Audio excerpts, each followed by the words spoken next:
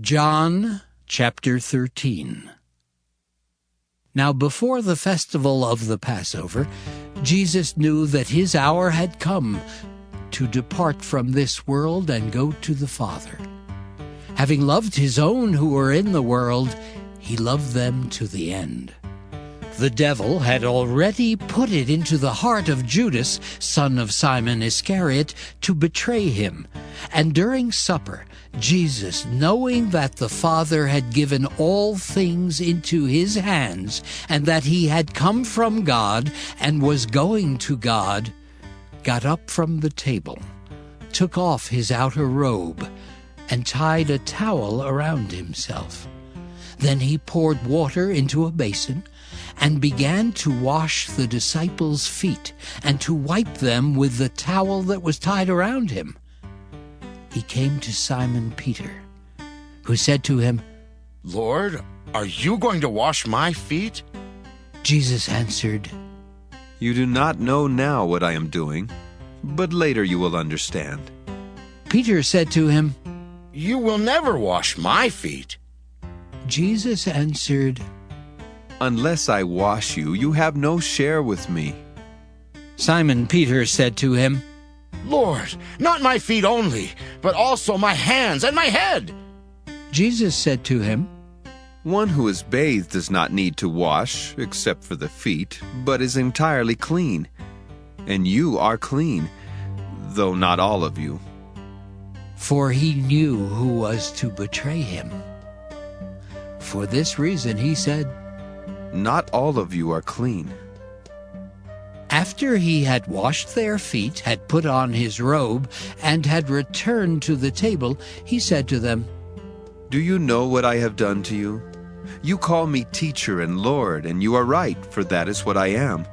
So if I, your Lord and teacher, have washed your feet, you also ought to wash one another's feet. For I have set you an example, that you also should do as I have done to you. Very truly I tell you, servants are not greater than their master, nor are messengers greater than the one who sent them. If you know these things, you are blessed if you do them. I am not speaking of all of you. I know whom I have chosen. But it is to fulfill the scripture, 'The one who ate my bread has lifted his heel against me.' I tell you this now before it occurs, so that when it does occur, you may believe that I am he. Very truly I tell you, whoever receives one whom I send receives me, and whoever receives me receives him who sent me." After saying this, Jesus was troubled in spirit and declared, "Very truly I tell you, one of you will betray me."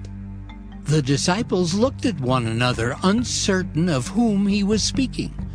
One of his disciples, the one whom Jesus loved, was reclining next to him. Simon Peter therefore motioned to him to ask Jesus of whom he was speaking. So, while reclining next to Jesus, he asked him, "Lord, who is it?" Jesus answered, "It is the one to whom I give this piece of bread when I have dipped it in the dish." So when he had dipped the piece of bread, he gave it to Judas, son of Simon Iscariot. After he received the piece of bread, Satan entered into him. Jesus said to him, "Do quickly what you are going to do." Now no one at the table knew why he said this to him. Some thought that because Judas had the common purse, Jesus was telling him, "Buy what we need for the festival," or that he should give something to the poor. So after receiving the piece of bread, he immediately went out, and it was night. When he had gone out, Jesus said, "Now the Son of Man has been glorified, and God has been glorified in him.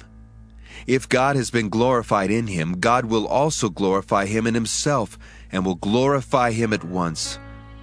Little children, I am with you only a little longer. You will look for me, and as I said to the Jews, so now I say to you, where I am going, you cannot come.